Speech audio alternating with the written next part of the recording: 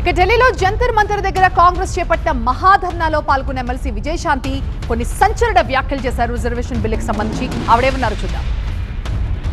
భారతదేశంలో అత్యధిక జనాభా దాంట్లో అత్యధికంగా ఉన్నది మన బీసీ బిడ్డలే.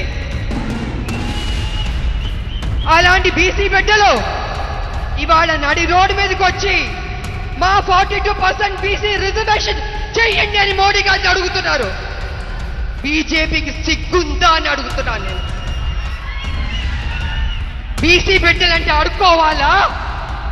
ఇవ్వరా? న్యాయం చేయరా? అంటే మా శ్రమని దోచుకుంటారు, మా ఓట్లు గుంజుకుంటారు.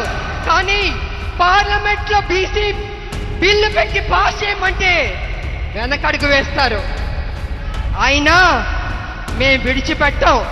కాంగ్రెస్ ముందడుగు వేసింది, సాధించే వరకు విడిచిపెట్టే ప్రసక్తి లేదు.